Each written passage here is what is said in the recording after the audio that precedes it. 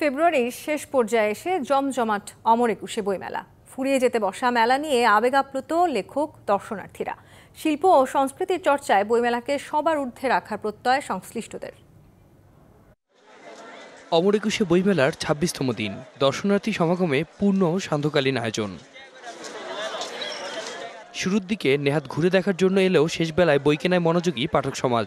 দেশি কিংবা বিদেশি দর্শনার্থী সবার মুখেই বইমেলা বন্দনা। আমি প্রথমবারের মতন বইমেলা এসেছি, আমি আবারও আসতে চাই। মা খালামণির সঙ্গে আসছি, অনেক খুব ভালো লাগছে। আমরা এখানে নেপালি নাগরিক, আমরা 5 বছর থেকে এখানে আসতেছি। বই কেনার জন্যই আসছি লাস্টের এই সময়টাতে।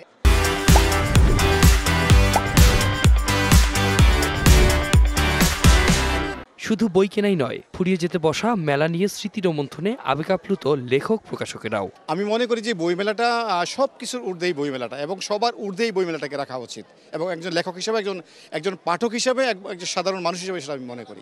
এই 28 দিন যে কাটাচ্ছি, 28 দিন মনে হয়েছে স্বপ্ন। এই কোন দিন শুরু হলো, মনে হয়েছে 3 দিন আগে শুরু হয়েছে। আমার কাছে মনে হয় যে এটা একটা বিশাল আনন্দের জায়গা, একটা ভালো লাগার জায়গা, ভালোবাসার জায়গা। প্রাণের আহ্বানে শিল্পকে সার্বজনীন করার আবেদন ছিল সবার মুখে।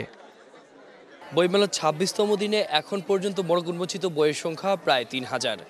লেখক, পাঠক ও প্রকাশকদের একই বিন্দুতে মিলিত করা এই বইমেলায় সবার মাঝে বইয়ের প্রতি যে আগ্রহ দেখা যাচ্ছে তা প্রমাণ করছে চিরায়ত বাংলা ভাষা ও সংস্কৃতির প্রতি আলাদা এক মমত্ববোধের।